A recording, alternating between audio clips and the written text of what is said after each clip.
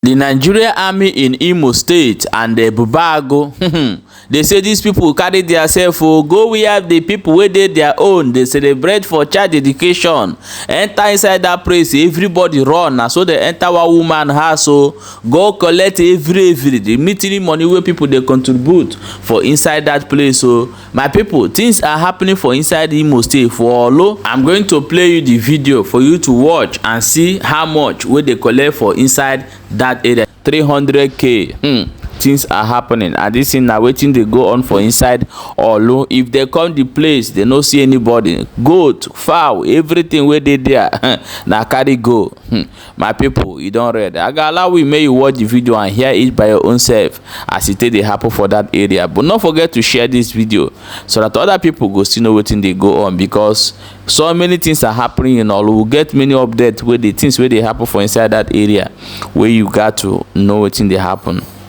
As it stand now, they say that some of our brothers wey dey for Jamaica don't come outside. They come to say their origin now from Igbo. If we talk now, they say Igbo people they claim everywhere, they claim everybody, this one that. No, now nobody even go Jamaica or ever talk. But this our brother from Jamaica come outside, come say interest in origin, come understand say him from the southeast Nigeria, the place where they call Igbo. Now Igbo tribe in be. My people, now so we will bring you the video, may you watch as it dey happen.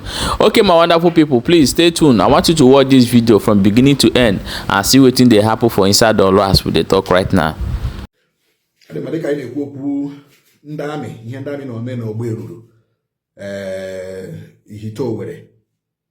Opipi no na cancel Orlu otu akakwa ndami shikwere ndemegelo onwe ha child education. Ndemege kuba ụmụaka kubara na church no mutanze. What the place, what the families and the houses within that area. Share the doors. Lavish ndere ihe menta me imurokoto na that particular community no mutanze. Le nwanye mmadu nwere small ebo na-ere nwa ụmụ provision ntakịrị nde. Kowa provision house ya. Baa na room ye, fokasha room ye, were about 360,000 naira ego nde meeting. Egonde meeting, ndami with Ebubeagu. No mutanze, ndami with Ebubeagu, no mutanze. Eba ni no chana Orlu. Aide kwoko obibi. Ogbe eruru. Ihitowere. Ihitochase. Ne kwoko mutanze. Eba ni ile no chana Orlu. Ndami, Ebubeagu are in control. As far as Orlu is concerned, Ebubeagu and Ndami, they are in control. Now watch this video. Give me a one here. Watch this video. I'm coming back. Auntie, hello, Timmy. I'm na onwere ndị mbere ebe a. Ọ na-asịrị m ya. Onye ọ no dere fe ha yo, onye onda me de ha ka onde elu dere fe ha isi. Kanda. Okay. Ele ha. Mo mix with Ebubeagu him mo no onda. Okay, ele na ha sịrị bịa here. Anyị nọkọtara anyị na-esi n'nga. Nọkọta sa. Onwe ha na-eme nga. Okay, nke kemega. Ana eme ụka nwa. Ụka nwa mụrụ ọhụrụ. Nwata mụrụ ejima mụrụ anyị ka eme ụka nwa. Okay. Anọkọta sa abịala ha na-eme anyị na abịala ha ya mụrụ na ha na-esi na-abịa. Na ha ndị mmegide nyere na anyị. Okay. Anyị abụlaga so onye ọbụla abụlaga. Anyị ejejasa onye ọbụla jasi ibe anọ. Ihe anyị nozi nga anyị nọ hụ ngala akụ akpụ. Ha agagharị ha gara round. Even jecha ibe. Bike window ha bulie elu emehụ onye ha hụ. I jachanga I hana a patrol when no so ha no hana gariba no so ha gariba no garicha anokata oprom hebru moto ha amodo tanka ha bri e gagide garu side be ihe otimkpu ha de tono make it go ku bia ha negaze ga bidozi damage every time the window ga akuketana ya akuke okay the window ile okay how uchere ba akukere door akuke okay door mbasina washi the boss okay okay maybe akukere la pam ha me chakutanga buru ego meeting madam na Jesus oh ha matara le uruma is ha were go na ha buru ego na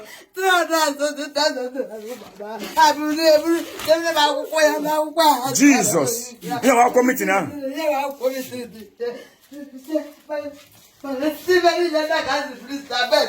Jesus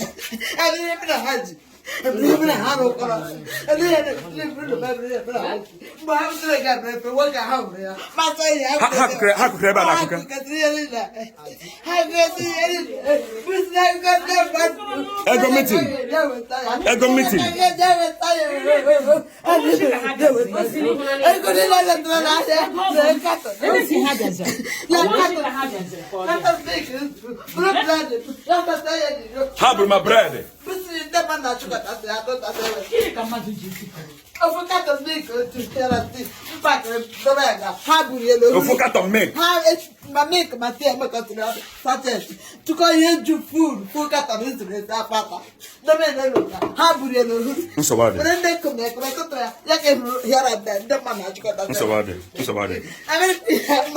Now, I took him upon Eli Gaba hope was the man now. Okay.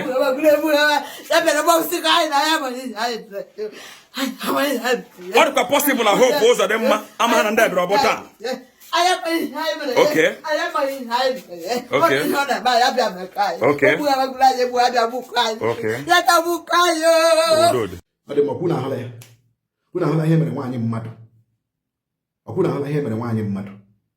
As if na this woman enweghị mmadụ ọwụ ndami abaga nga ahụ baa n'ụlọ ya n'agbanyeghị windi akụwara na ụzọ akụwara eji zuru ego mitiri ndị mmadụ ịkpọ ha ndị oshi ya dịka ịkparịga ha akparịga. Yet they are criminals. They are the armed robbers we are talking about because ha bụ egbe. Ịhụ na ihe mege n'ọlụ ọkwa na ha na ha emege n'ọlụ ndị maka ala aga n'ubi ka ji n'aka. Yeah, my wonderful people, welcome back. As I've watched that video, and this is what we'll get to say inside this matter as it did happen for inside that area. The Nigeria Army Chief of Police investigate and know people where they do this thing. You know, a security, you call yourself you are the security protecting the people. And when you have crash with unknown gunmen, and the people will be passing, they are not even running for unknown gunmen again.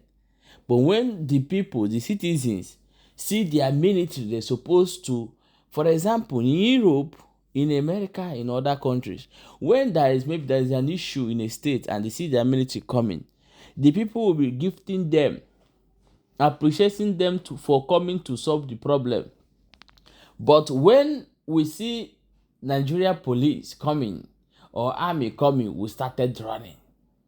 If you run, they will catch you and say, hey, why are you running? You are a suspect. Hey, this country is funny.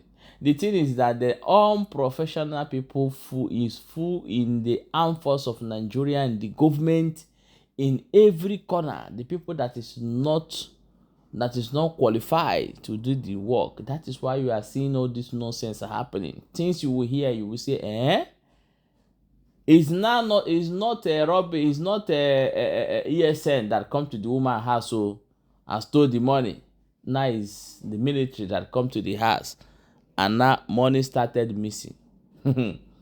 Chai, funny story. A story that is not even good to even say out for the other part of the world to know what is happening. You see this thing that is happening in Southeast, in Nigeria. All the whole African country now know that, this is what is happening. And it's a very shameful thing give to us that our military, our police, the people they call the DC cannot protect the citizens they claim. And what is the need of one Nigeria? I know that this kind of thing will never happen in the north. Upon the heavy protests that took on in Nigeria, and a lot of things were destroyed in the northern part of the Nigeria. But the people they even claim they buy or they buy. I will tell you that part of it will be a mistake, because if it is in southeast, but they will feel everywhere. That one is shooting with no mercy. If it is okay, yes, today something happened in the north. The bandit ambushed the Nigerian military and buy up to 4 people. The Nigerian military will not take revenge to that particular area that thing happened. But if it happen in Southeast, you see that particular spot, everybody that place will collect. And this is what people is going to. When you talk truth, they will be looking for you. Come here, bring them, let us arrest them, let us intimidate them. And you say that the creator of the universe is not watching. As my brother have said it, one day, the God of karma will arise and fight in battle for his children. That is how it ends. That's not that way. My people, when I don't see them, na people wey dey for Orlu, would they talk am steady, may everybody be careful for over there. That's all we have to tell you people. Be careful.